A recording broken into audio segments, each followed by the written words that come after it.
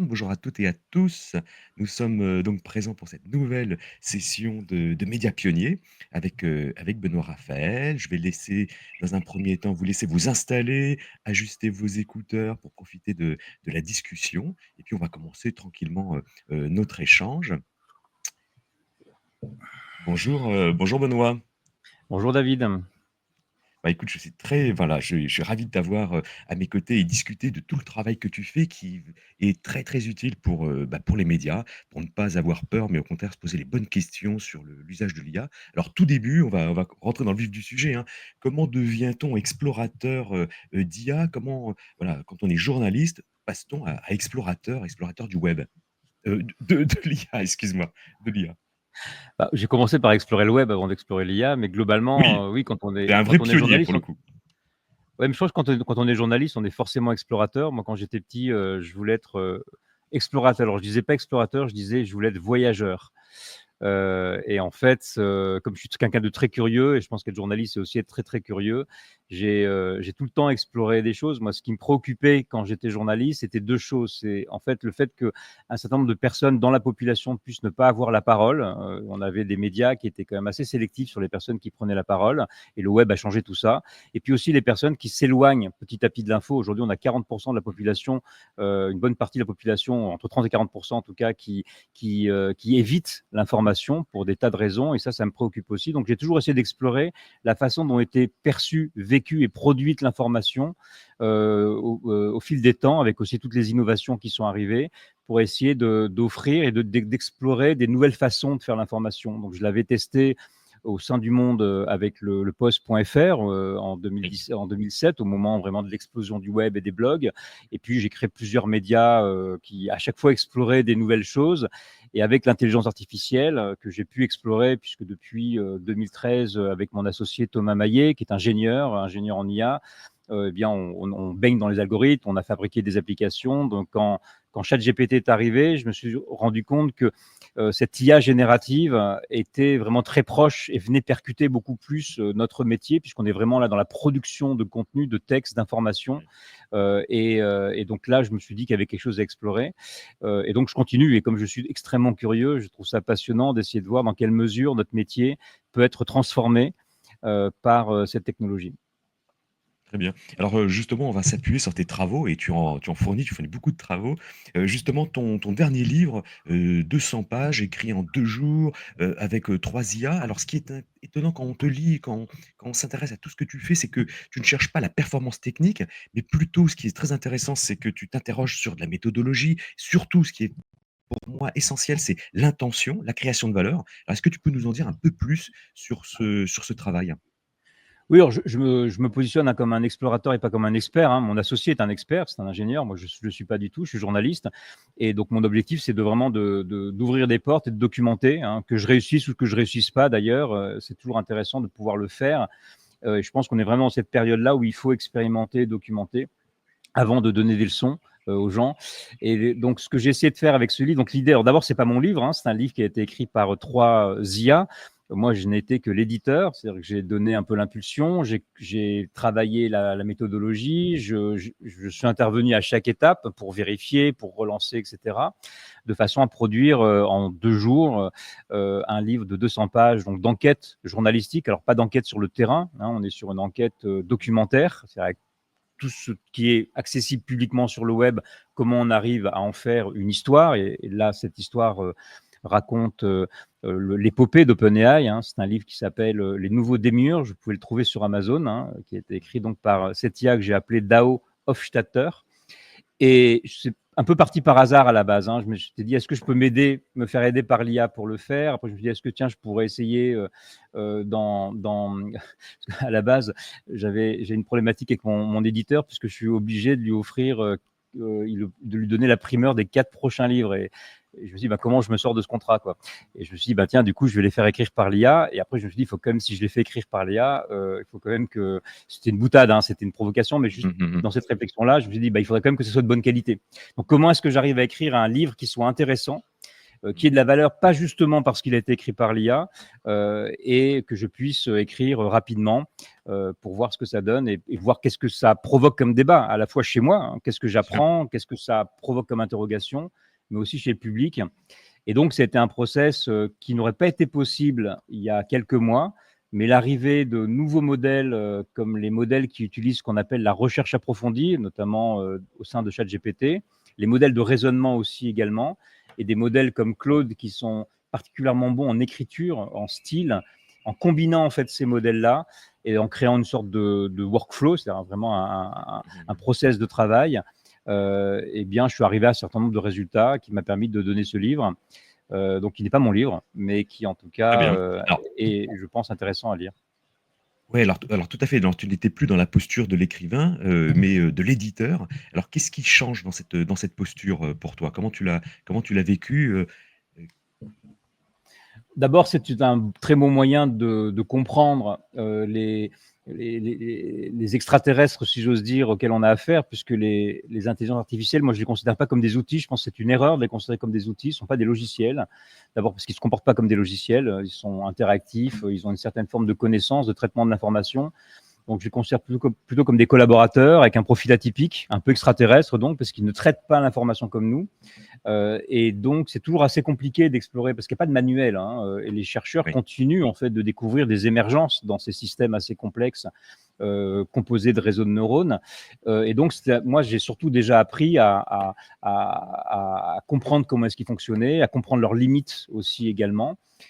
Et donc à voir ce que je pouvais faire avec, hein. Donc d'abord, ce que j'ai découvert, c'est que bon, ces IA se trompent, hein, et d'ailleurs, pour la petite histoire, j'ai essayé d'écrire un deuxième livre, mais sur un autre oui. sujet, avec la même méthode, et ça n'a pas du tout marché. C'est-à-dire que là, pour le coup, mes prompts et les données auxquelles il avait accès ont provoqué des hallucinations, c'est-à-dire parfois des fausses interviews qui se glissaient dans le document de recherche, ce que je n'avais jamais vu, et qui s'explique en fait, hein, je le documente pas mal dans ma newsletter parce que j'ai aussi raconté l'histoire. J'aime bien raconter aussi les Bien sûr. échecs qu'on a, et ce qui montre bien que c'est assez sensible. Hein, c'est pas une méthode et un modèle. Hein. Ce qui va faire qu'on fait des erreurs avec l'intelligence artificielle, c'est soit que notre instruction est pas claire, trop complexe ou biaisée, soit que les données sont corrompues. Et une donnée corrompue, ça peut être on n'a pas toutes les données. Ça peut être on peut mal les lire, par exemple, ou alors elles sont trop contradictoires les unes avec les autres, ou alors il y a trop de va-et-vient entre une IA et une autre, parce que je faisais passer le document d'une IA à une autre, et en fait, dès qu'on passe d'une IA à une autre, on crée des nouvelles étapes, et à chaque nouvelle étape se créent des nouvelles erreurs. Donc ça veut dire que c'est une toute nouvelle façon de travailler. Et qu'est-ce que ça m'apprend moi en tant que journaliste? Je pense que demain, on va travailler avec ses collaborateurs. Donc chaque journaliste pourra avoir, s'il le veut, un collaborateur, une IA, avec lequel il va travailler pour faire ses enquêtes, pour écrire ses contenus, etc. Et donc, pour travailler avec ses collaborateurs, on ne travaille pas comme avec un humain, donc il faut comprendre ce qui se passe dans leur tête, hein, si j'ose dire, même s'ils n'ont pas de tête. Et donc, ça m'a permis de documenter ces nouvelles façons de travailler qui, j'espère, peut-être serviront aux journalistes demain. En tout cas, moi, ça me sert déjà aujourd'hui. Oui, alors, c'est passionnant ce que tu racontes. Comment finalement tu arrives à définir ce qui mérite d'être raconté? Parmi, voilà, à donner cette fameuse intention? Alors, d'abord, je pense qu'il faut connaître le sujet tout de même, hein. Par exemple, là, le premier livre concernait OpenAI, le deuxième livre concernait Mistral. Donc OpenAI, il y a beaucoup de littérature dessus, puis on a surtout des documents assez intéressants. C'est que lors du procès entre Elon Musk et Sam Altman, il y a toute la correspondance mail qui a été envoyée. Donc ça, c'est une source pour un journaliste, c'est une source extraordinaire. Ce sont des documents privés quelque part, hein, donc qui ont été rendus publics par le tribunal, par le procès. Et donc ça amène beaucoup de matière. Donc ce qui permet aussi d'amener cette matière intéressante qui va faire le récit, parce que l'idée c'est d'écrire une enquête un peu sous forme d'un thriller en fait, hein. Mais l'écrire sous forme d'un thriller, c'est piégeux parce que les IA, tout de suite, peuvent partir dans des hallucinations parce qu'elles sont dans une fiction, hein. Et je le rappelle, les modèles de langage donc qui alimentent ChatGPT, par exemple, ne font aucune distinction entre la vérité et le mensonge, hein. Pour elles, ce sont des données à traiter, donc cette frontière-là n'existe pas. Pour Mistral, j'avais beaucoup moins de données. Et d'ailleurs, ce qui est intéressant à voir pour un journaliste, c'est que l'histoire de Mistral, elle est très peu documentée. Les fondateurs de Mistral sont très secrets sur ce qui se passe au sein des actionnaires, la réalité entre le discours marketing, celui porté par Emmanuel Macron, et la vérité à l'intérieur, etc. Il y a beaucoup de zones de flou parce que je pense qu'ils sont dans un discours marketing très fort, parce que c'est un peu leur seul moyen de subvenir aujourd'hui. Ils sont quand même beaucoup à la traîne des autres. Donc ça crée un nuage qui, en fait, empêche l'IA de vraiment bien travailler correctement, et ces trous vont la pousser à confabuler, à remplir les trous, hein, quelque part. Et donc là, j'ai pas pu travailler avec cette matière-là. Donc il faut qu'on ait une bonne matière, il faut qu'on puisse faire un travail documentaire intéressant. S'il n'y a pas ce travail-là documentaire, que ça demande d'aller sur le terrain, ben dans ce cas-là, soit c'est une collaboration entre le journaliste qui va sur le terrain et qui ramène des données, donc ce que j'aurais pu faire de mon côté, mais ce n'était pas le but de l'exercice, mais ça nous apprend ça. Donc ce qui montre, hein, les limites, hein, aussi de ce genre de travail. Mmh. Donc finalement, ce que tu dis là, c'est qu'il y a nécessité, alors comme tu l'as dit, de connaître son sujet, de le digérer d'une certaine façon parce que, maintenant il faut travailler sur l'intention, avoir une intention plus fine encore dans cet environnement où de l'info, il y en a de partout, tout est saturé. Comment on arrive à faire passer, voilà, cette idée de d'intention, voilà, dont Bah, il y a 2 choses dans ce que tu dis. Il y précise? a d'abord, Mmh mh. quel est le rôle de l'humain face à l'IA? Et en fait, je pense qu'il faut arrêter de trop se concentrer sur la séparation humain-IA. Quand on travaille avec une IA, c'est comme si on déléguait un assistant. Donc, on a tous délégué à des assistants. Donc, quand on est journaliste, on peut être rédacteur en chef, travailler avec des assistants, on peut travailler en équipe sur une enquête. Quand on est éditeur, on travaille avec des auteurs. Donc, ça existe déjà. Donc, il faut arrêter de penser que l'IA nous remplace. Déjà, simplement, on travaille avec des collaborateurs qui sont artificiels, et on le fait parce qu'ils ont des qualités que n'ont pas les humains. Ils ont aussi des défauts que n'ont pas les humains, et on ne travaille pas de la même manière avec eux. Donc, il faut apprendre à travailler avec eux. Donc, moi, j'ai travaillé en tant qu'éditeur avec un journaliste, entre guillemets, qui était une IA, enfin, du coup, était 3 IA, dans lequel j'ai aussi insufflé mon expertise, parce que si je ne connais pas le sujet, ben, il y a des choses que je ne verrai pas. L'intention, je vais la donner par rapport, moi, à mon regard de journaliste aussi. Tiens, on va plutôt aller dans cette direction-là ou pas. Donc, il y a évidemment cette direction, comme le ferait un rédacteur en chef, hein, euh, quelque part. Donc, je pense que ça, c'est l'élément qu'il faut bien comprendre. C'est pas l'IA qui fait le travail à notre place et qui, quelque part, nous empêche de réfléchir. Évidemment que je suis moins dans mon sujet quand je suis éditeur, mais comme un éditeur le serait, hein. Donc, forcément, mon travail à moi, il est moins bon. Il faut que, évidemment, l'IA qui travaille dessus soit meilleure. Donc, je pense que c'est cette distinction-là qu'il faut bien comprendre. On retrouve les mêmes dynamiques que quand on est rédacteur en chef.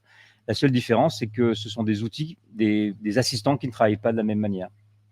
Très bien. Tu expliques également que certaines connexions étaient invisibles dans ce premier livre. Est-ce que tu peux nous donner un exemple marquant, grâce à l'IA, tu as identifié donc des connexions nouvelles. Est-ce que tu peux nous expliquer ça? Oui, parce que, en fait, ce qui est intéressant, c'est de voir en quoi, l'IA peut nous apporter des choses que nous, on n'a pas en tant que journaliste. En tout cas, peut nous apporter des choses nouvelles. Alors d'abord, quand on est journaliste, on a tous des biais, hein. On a souvent une histoire qu'on veut raconter. Par exemple, ça pourrait être, bah, je voudrais montrer à quel point Sam Altman est un horrible bonhomme. Et dans ce cas-là, je vais aller chercher des informations qui vont venir confirmer ça. Alors, c'est pas ce que devrait faire un journaliste, mais globalement, c'est un biais qu'on a tous en tant que journaliste. Et donc, je pense que là-dessus, le fait de faire une recherche approfondie et de bien travailler notre prompt peut nous permettre d'avoir des sources différentes, des regards différents, et donc d'avoir un esprit un peu plus critique par rapport à la recherche d'informations. Ensuite, les fonctionnalités de recherche approfondie, et en particulier celles de ChatGPT, toutes ne le font pas.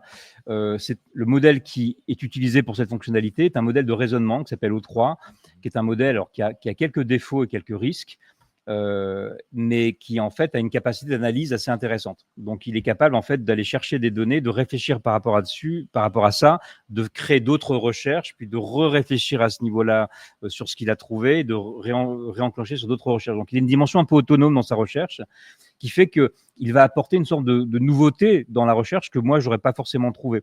Et parfois, il fait des connexions entre des informations qu'il a eues que moi, je n'aurais pas forcément vues. Donc, ça lui amène des réflexions intéressantes qu'on peut ensuite implémenter dans le livre. Ce qui veut dire qu'on est vraiment sur une collaboration. Moi, je ne vois pas l'intelligence artificielle comme un outil de productivité, même si ça l'est aussi un peu, mais je le vois surtout, moi, comme un assistant avec lequel la collaboration nous enrichit mutuellement. En fait, plus vous amenez votre expertise, mieux l'IA vous répond, hein. C'est un miroir, en fait, extrêmement Partenaire. intéressant. C'est un partenaire miroir. C'est-à-dire qu'en fait, si vous lui apportez rien, elle vous apportera du bateau. Si vous lui apportez des choses, elle vous emmènera dans d'autres directions par rapport à là d'où Très vous bien. venez. Donc, c'est là où elle En nous augmente énormément. Très bien. En quoi, selon toi, ça change maintenant la définition de l'enquête? Comme on a tous connu, comme on connaît tous l'enquête, voilà. Qu'est-ce que ça change sur le fond? Je suis pas certain. Je pense que moi, je crois fondamentalement, mais je le dis depuis le début que je travaille sur l'innovation dans le journalisme, que le métier n'a jamais changé. Notre métier, il est fondamentalement le même, quel que soit l'environnement dans lequel on est. C'est de sortir des informations, c'est de les vérifier et de les rendre intelligibles pour le public. Pour ça, on utilise des outils, hein. Avant, on utilisait un NAGRA pour les fameux NAGRA à bande, là, les enregistreurs à bande pour prendre des interviews. Ensuite, on a eu du numérique. Ensuite, on a utilisé Google. Si vous regardez les hommes du président qui se passent avant Internet et avant le téléphone portable, on les voit à chaque fois qu'ils vont chercher des infos, ils se déplacent à pied ou en voiture, ils vont dans le bureau récupérer du papier, ils s'appellent par cabine téléphonique. Enfin, ça prenait un temps dingue. Aujourd'hui, avec Internet, ça prend déjà beaucoup moins de temps. Avec l'IA, ça peut aussi permettre de réduire ce temps. Donc la méthode de travail va changer, mais la façon dont le journaliste travaille, sa rigueur journalistique, elle doit rester la même a priori. Simplement, les outils changent. Donc c'est pour ça que je pense que les journalistes ne devraient pas avoir peur de l'IA. Enfin, au contraire, c'est si on peut mieux faire notre travail avec l'IA, à condition de maîtriser ces outils, faisons-le. Il n'y a pas de raison qu'un Très journaliste bien. s'empêche d'avoir des outils adaptés à son environnement. Est-ce que tu peux nous en dire plus sur le prompting narratif? Et est-ce que tu peux nous le décrire? Alors, le problème qu'on a avec les IA, c'est tu t'en es peut-être rendu compte, c'est que quand tu promptes, donc tu envoies ton instruction à ChatGPT, selon la qualité de ton prompt, tu vas avoir un résultat plus ou moins banal. Donc, il y a plusieurs manières de faire en sorte que son résultat soit meilleur. D'abord, tu injectes un peu ton expertise, tu peux injecter ta méthodologie, tu peux le pousser à réfléchir par étapes, hein, à prendre un peu de recul et donc de façon à créer un meilleur contexte, donc des données plus intéressantes qui vont venir améliorer son résultat. Hein. Il ne faut pas oublier qu'à chaque fois que tu travailles ton prompt, il ne faut jamais oublier le fait qu'un modèle de langage, c'est un modèle qui va prendre toutes les données qu'il a en entrée, donc c'est ton prompt, ta conversation ou éventuellement les documents que tu lui donnes, et ensuite il va faire une prédiction du prochain mot. Il ne fait que ça à chaque fois. Même quand il réfléchit, qu'il fait du raisonnement entre guillemets, c'est tout le temps la prédiction du prochain mot, du prochain token. Donc c'est une façon de fonctionner qui est assez différente des humains. Une fois que tu l'as compris, ça te permet de travailler avec lui différemment et de façon très efficace. Et donc cette banalité des modèles lorsqu'ils parlent ou lorsqu'ils écrivent, ils ont beaucoup de lieux communs parce qu'en fait, c'est un travail statistique. Ils prédisent le prochain mot, donc celui le plus probable. Donc forcément, c'est toujours banal. C'est où ils sont au milieu, quoi. Ils sont toujours sur une espèce ce sont des centristes quelque part de l'information, si j'ose dire, sans critiquer les centristes. Ils prennent jamais position. Et donc en fait, pour arriver à les emmener un peu ailleurs et en profondeur, il faut savoir que les modèles de langage, ils sont très banals en surface, mais en profondeur, c'est un iceberg, en fait. Et c'est la face cachée de l'iceberg. Ils ont une connaissance interne extrêmement profonde. Ils ont étudié énormément de motifs de réflexion, de motifs de style.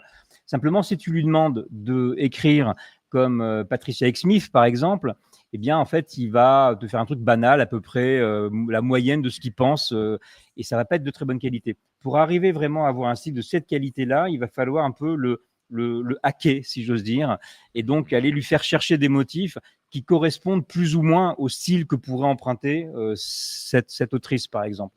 Et donc, j'ai fait, à l'occasion d'un challenge qui m'avait été demandé par le Nouvel Obs pour écrire une nouvelle en même temps qu'un prix Goncourt et pour faire en sorte que cette nouvelle soit de meilleure qualité. Donc, on a objectivement gagné cet exercice-là. Aussi parce que le prix Nobel, je pense, le prix Goncourt, pardon, Hervé Le Tellier, je pense qu'il s'était pas trop foulé, il pensait pas que ça allait être aussi difficile, hein, qu'il allait avoir un concurrent, pas moi, mais l'IA aussi forte. Et du coup, j'ai essayé de travailler sur comment on peut arriver à piloter le style en travaillant sur des prompts qui sont un peu plus proches de la programmation. Parce qu'il faut savoir que les modèles de langage comprennent très bien le langage de programmation. Et l'avantage du langage de programmation par rapport au langage naturel, c'est qu'il est beaucoup moins nuancé. Donc, il est beaucoup plus clair, beaucoup plus objectif, si j'ose dire, et presque déterministe, si j'ose dire. Donc, en fait, il est plus facile à comprendre et à manipuler. Et en jouant un peu là-dessus, créer ce que j'appelle moi des recettes de style, qui sont une espèce de succession de mots avec des flèches, des plus, et qui permettent d'emmener sur différentes couches du style. Donc, ça va être le point de vue, ça va être la sensibilité, etc. D'emmener en fait une narration très différente. Et on peut avoir des choses on peut avoir des textes où le texte explose complètement dans la page, s'enroule dans la page aussi, ou alors va être très très long à la Proust, ou alors au contraire très brut. est très, ou alors très méticuleux comme Haruki Murakami, etc. Donc Mmh. c'est un peu en jouant un peu là-dessus que j'ai pu en fait travailler sur une narration spécifique pour ce document d'enquête qui est pas aussi bonne que je l'espérais d'ailleurs. Je suis un peu déçu par ce que j'ai pu Mmh. obtenir, mais en tout cas, qui permet d'avoir une narration un peu différente de ce qu'on voit habituellement, de ce que fait ChatGPT, quoi, qu'on reconnaisse pas trop ChatGPT derrière. D'accord. C'est plus que jamais quand je t'écoute, je me dis: «Ce qui reste, aux journalistes, c'est l'intention finalement». Ce qu'on veut faire, comment on veut le faire, par rapport à Alors la je production, ce qui est le plus je comprends important. ce travail de oui, de déshabiller le journaliste pour voir ce qui reste, Mmh. au cœur de moi, je le verrais pas comme ça. Je le prendrais sur un autre, sur un mais c'est la démarche est tout à fait compréhensible. Moi, je le prendrais sur un autre axe. Je pense que, par exemple, moi, quand je travaille le style des IA, donc ça permet de les faire écrire. En fait, ça améliore mon écriture. C'est-à-dire qu'en fait, je peux lui demander de faire un brouillon avec mon style, ma façon de raconter, ma sensibilité sur la base de notes que j'écris. À partir de là, je vais retravailler ça. Du coup, il connaît mieux mon style, donc je peux interagir avec lui. Et en fait, j'écris mieux depuis quelques mois. J'arrive à être beaucoup plus concis parce que l'IA m'apprend en fait à rassembler des idées de façon plus claire, en fait, plus sans avoir l'impression de casser mon texte. Et donc, il m'aide à rentrer dans la finesse du langage, en fait. Donc, je pense que on peut l'utiliser à n'importe quel moment. Comme un assistant et pas forcément comme un remplaçant. Donc, c'est pas qu'il nous reste que l'intention. L'intention est importante. L'IA peut nous aider sur l'intention aussi, peut nous aider aussi à mieux brainstormer, à mieux travailler notre intention. Après, sur l'écriture, sur la recherche, je pense qu'on l'utilise quand on veut, quand ça nous est utile, et que c'est justement ce va-et-vient qui est intéressant. Donc, je pense que l'humain, il disparaît jamais face à la machine. Je pense qu'il s'en empare, en fait. Et qu'au C'est génial. contraire, s'il s'en empare, je pense que lui-même s'améliore et que le travail derrière devait améliorer. Moi, je crois beaucoup à cette hybridation Très bien. plutôt qu'à une histoire de remplacement ou de délégation Mmh. complète de son travail. Donc, si je t'écoute, est-ce qu'on peut parler de formats éditoriaux hybrides? Si je t'écoute bien, est-ce que c'est vers ça qu'on peut aller? Alors en tout cas, la question du format, elle va dépendre de la ligne éditoriale, de la charte éditoriale aussi, quel format on va utiliser et cetera pour le faire. Je pense que l'IA peut nous aider à la formaliser, hein. Je prends un exemple, j'accompagne là depuis 3 ans un média qui s'appelle 2050 Now, qui est piloté par Vincent Giré et Aude Baron, sur l'écologie. Et en fait, on a travaillé beaucoup sur des formats, notamment sur les newsletters.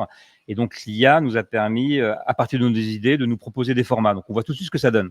Et donc, on voit si ça fonctionne ou pas, quoi. Donc, du coup, ça nous permet très rapidement de tester en fait des formats où, par exemple, on avait aussi des idées de rubriques et donc j'ai dit: «Bah, tiens, sur cette idée de rubrique-là, donne-nous 30 idées de rubriques pour voir si ça tient sur la durée». Parce que des fois, on a des idées, mais en fait, c'est sympa sur une idée, mais en fait, on se rend compte que sur 10 idées, ça marche pas. Donc c'est un très bon outil pour tester des formats déjà. Et puis ensuite, on avait un peu du mal à faire écrire par les pigistes un certain nombre d'articles pour qu'ils respectent la charte. Donc on prenait en fait les notes du journaliste ou du pigiste ou le texte et ensuite on les mettait dans la machine pour qu'il le transforme en format en faisant les recherches complémentaires pour voir ce que ça donnait. Et donc, ça permet de renvoyer ça au journaliste pour qu'on ait un peu une idée, donc que le rédac chef puisse mieux travailler, la rédac chef pour le coup, puisse mieux travailler avec le journaliste pour faire en sorte qu'on ait un résultat qui corresponde à ce qu'on veut. Hein, parce que souvent, on a du mal à communiquer avec nos journalistes en tant que rédac chef parce qu'ils ne savent pas toujours ce qu'on veut, quoi. On n'est pas toujours très clair, en fait. Mmh Donc, mh. l'IA peut aussi servir je dirais quelque part, de médium de communication entre le collaborateur et le manager, si j'ose dire, pour mieux exprimer ce qu'on veut faire. Et donc voilà, donc ce sont ces outils-là. Donc le travail sur le format, je dirais qu'il n'y a pas de format IA en fait. C'est juste Mmh. l'IA peut nous aider à faire des meilleurs formats, mais en fait on garde nos formats journalistiques. Bien sûr. Après l'IA peut aussi remplacer un lecteur par exemple et dire bah tiens moi je n'ai pas compris. Donc on peut aussi l'utiliser pour relire nos textes et pour voir quels sont les défauts de nos textes en termes de format. Donc c'est plutôt vraiment ce type d'instrument que j'utiliserai. Est-ce que ça peut être une voie, ce que tu racontes là, est-ce que ça peut être une voie face à la surproduction d'infos, à l'infobésité pour réussir à avoir des choses mieux adaptées aux besoins de son lecteur? Oui, en tout cas, je pense que alors moi, j'ai une approche de la technologie qui est pas de. Tu parlais de format, j'imagine que tu pensais il faudrait remplacer les articles sous forme de chatbot, par exemple. Bon, j'ai toujours été un peu Mmh. réticent face à ce truc parce que, en fait, c'est pas parce qu'il y a une technologie qu'il faut faire un truc technologique. Je pense il faut que ça parle simplement à nos lecteurs, à notre audience, et que notre audience, on lui apporte des formats qui dépendent de qui elle est, de la qualité de l'information qu'on lui donne et du moment où elle se trouve et où est-ce qu'elle nous lit. Si on est sur une newsletter et qu'on apporte une information exclusive, on peut être très long et très littéraire. Si notre information n'est pas exclusive, elle est plutôt pédagogique, mais qu'on le fait sur TikTok, bah, il faut être très court. Voilà, donc il faut avoir une très bonne accroche. Donc je pense que les formats s'adaptent à ce qu'on appelle les économétriques. Hein, c'est vraiment la compréhension du lecteur. Donc je pense que l'IA vraiment nous aide à faire ce genre de choses. Et je pense que est-ce que ça nous aidera à régler le problème du trop plein d'informations? Alors d'abord, il faut comprendre ce que c'est que le trop-plein d'informations. On a souvent l'impression que le trop-plein d'informations, c'est trop d'informations. En fait, c'est pas trop d'informations, c'est trop d'informations les mêmes, ou trop d'informations qui sont déprimantes, ou trop d'informations qui m'apportent rien. La question de la valeur d'usage de l'info, on se la pose pas tellement toujours, pas tout le temps quand on est journaliste. Et quand on observe tout ça, on se rend compte que cette information qui n'est pas déprimante, qui m'apporte quelque chose, et qui est exclusive, en fait, il y a des vrais déserts d'information. Il y a des tas de sujets sur lesquels les journalistes ne sont pas. Et on est plus face à des déserts d'information que face à une surinformation. Je pense que c'est au contraire plutôt, on a plutôt en fait un phénomène épileptique de l'information. Tout se répète. Hein, l'épilepsie, c'est une information qui se répète dans le cerveau. Donc on est dans un monde épileptique de l'information. Et donc, est-ce que l'IA peut nous aider à aller trouver d'autres voies? Ben, je vais vous donner un exemple. On est en train de travailler aujourd'hui avec mon associé sur un logiciel pour nous, hein, pour nous aider à écrire, etc. Donc, une sorte de second cerveau de journaliste. Et du coup, on rentre nos notes, donc ce qu'on a appris, des références, etc., etc. Et sur chaque référence, on lui dit, tiens, ben, lis ces 10 notes-là. À ton avis, qu'est-ce qu'on pourrait écrire comme d'autres notes? Sur quels autres sujets ça pourrait nous amener, etc. Et en fait, cette machine-là nous permet d'aller explorer des territoires auxquels on n'avait pas pensé. Donc, c'est là où la technologie peut aussi nous aider à sortir. On dit souvent que l'IA biaise notre esprit critique, mais c'est si on ne travaille pas bien avec elle. Au contraire, je pense elle a tellement de connexions entre elles qu'elle peut nous aider à faire des interpolations, donc des connexions vers d'autres sujets qui vont venir contrer nos propres biais cognitifs, parce qu'on a beaucoup de biais cognitifs quand on est journaliste. On en a tous d'ailleurs, mais on ne l'imagine pas, mais on va toujours dans le même sens. Hein. Bien sûr. Et je pense que ça peut nous aider au contraire à fournir un travail plus original. Donc, sont vraiment des collaborateurs de recherche, hein, des experts, un peu comme toi, tu es expert auprès des journalistes. Ben, en fait, c'est comme si on avait un David Salinen à chaque fois, ouais, toi, Mmh mh. Mmh. à côté de nous. Et je pense qu'on serait stupide de s'en passer, en tout cas. Non, mais c'est génial ce que tu dis, mais, je suis en train de me poser la question si tu n'as pas déjà répondu à la question suivante, Ah. mais j'espère pas, mais finalement oui, je crois. C'est qu'est-ce que tu tires de cette expérience finalement sur le fond depuis, allez, pas depuis toujours, depuis 2 ans? Ce que tu fais, quelle est finalement un peu, en une idée claire, hein, simple, mais voilà, qu'est-ce que tu en tires de tout ça?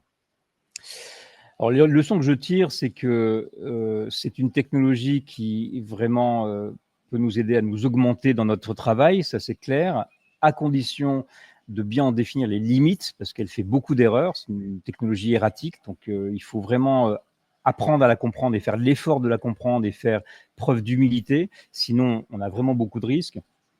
C'est aussi une technologie qui peut aussi nous amener à une certaine facilité. Hein, la tentation d'appuyer sur le bouton, parce que ça nous fait un article qui est pas trop mal. Finalement, j'ai qu'à appuyer sur un bouton, ça me fait un article. Et ça, je pense que c'est la pire des choses qui peut nous arriver, parce que d'abord, maintenant, c'est relativement prouvé, ça atteint un peu notre esprit critique. Donc, je pense que il faut aussi que nous travaillions avec ces outils en tant que journalistes, avec une vraie conscience de ce que ça nous apporte et de ce que ça nous enlève, et de vraiment travailler dans une logique d'hybridation, c'est-à-dire j'apporte à l'IA autant qu'elle m'apporte, et puis je travaille avec l'IA, je décide de ce que je lui délègue ou pas, je définis moi-même cette frontière-là, et puis je prends du temps pour lire des vrais livres, et puis je prends du temps pour écrire avec ma main sur du papier, parce que tous ces actes-là, en fait, font travailler notre cerveau. On a besoin de conserver un cerveau sain face à des machines qui vont beaucoup plus vite que nous, mais qui n'ont pas cette qualité que nous avons, hein, qui est effectivement d'avoir cette intention, cette capacité à détecter quelques erreurs et à amener aussi cette matière qui vont les rendre plus intelligentes. Sans l'humain, même avec toutes les données qu'elles ont, ce sont des machines vides en fait, hein, sans chair. Donc je pense que avoir vraiment cette idée en tête de travailler avec ses collaborateurs avec beaucoup d'humilité et un esprit critique et renouvelé, puisque cet esprit critique, c'est un esprit critique du 21e siècle. Il faut adapter maintenant notre esprit critique au travail avec ces machines. Alors pour toi, c'est quoi la prochaine étape? Bah, déjà que les journalistes s'y mettent, en tout cas s'ils veulent le faire. Je pense qu'on va avoir quand même des moments un peu de frayeur parce que c'est d'ailleurs le vertige qu'a eu Hervé Le Tellier quand il a vu le texte qui avait été écrit. C'est peut-être pas mieux écrit que ce que lui écrirait. On ne serait pas capable d'écrire un prix Goncourt, pas maintenant, mais dans un an peut-être. Et lui, sa réaction a été très saine. D'abord, ça l'a intéressé parce qu'il s'intéresse beaucoup à l'Oulipo, donc tout ce qui est manipulation du langage, expérimentation, ça l'intéresse. Mais en fait, il s'est dit, il va falloir qu'on arrête de faire du jus de saucette. C'est-à-dire quand il estime que ce qui a été écrit là, c'est meilleur que 50% de la production littéraire française aujourd'hui. Et donc peut-être aussi que ce dont sont capables les IA aujourd'hui, ce dont elles seront capables demain, c'est-à-dire que ce que j'ai fait là en 2 jours, demain peut-être sera possible en une demi-heure, doit nous interroger sur la qualité de notre production. Est-ce qu'on ne s'est pas un peu endormi sur nos lauriers? Et je pense que ça mérite aussi de nous interroger sur quelle est notre valeur. Et si les machines sont capables de faire aussi bien que nous, c'est peut-être que nous, on ne fait pas assez bien. Et peut-être que ça peut nous pousser à faire encore mieux, à nous interroger sur la vraie valeur que l'on apporte à notre audience. Et quand on sait que notre audience s'écarte de l'info, eh ben, il y a peut-être un vrai challenge, en tout cas, à relever pour les journalistes. Bon, bah, écoute Benoît, tu es revigorant, c'est un vrai plaisir de parler avec toi. C'est très, très dense. En tout cas, je te remercie pour le temps que tu nous as consacré et puis, je remercie, voilà, tous ceux qui nous ont écoutés attentivement et puis on se retrouve, rapidement sur LinkedIn pour continuer la discussion. Merci David, à bientôt. Merci Benoît, à très vite.